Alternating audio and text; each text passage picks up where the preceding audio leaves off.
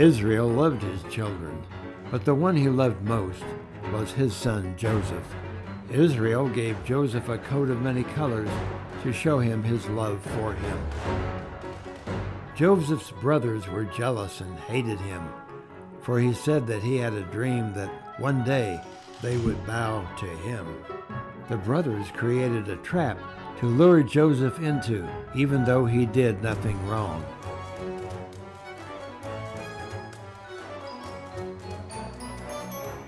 The brothers assaulted Joseph. They also stole his coat and tore it to make it look like he was killed.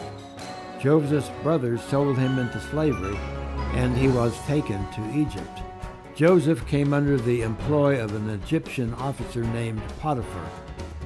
Anything that Joseph did was blessed, so Potiphar put him in charge of everything. One day, Potiphar's wife tried to trap Joseph, but he escaped, leaving only his garment. Potiphar's wife deceived her husband, and Joseph was punished and taken to prison, though he did nothing wrong.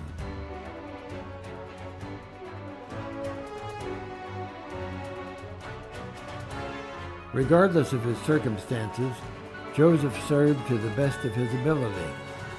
He became the right-hand man of the warden.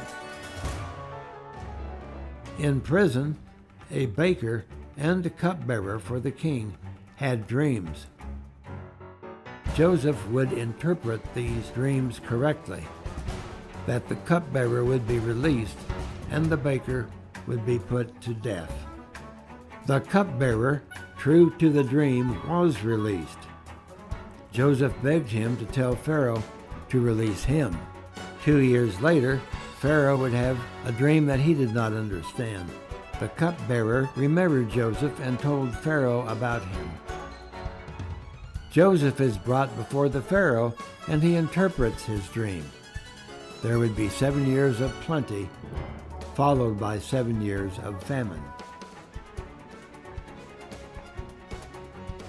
Pharaoh not only freed Joseph, but appointed him second in command over all of Egypt. The kingdom is blessed because of Joseph. In the time of famine, Joseph's brothers came to Egypt to buy food. Not realizing that Joseph was their brother, he decides to test his brothers to evaluate their hearts.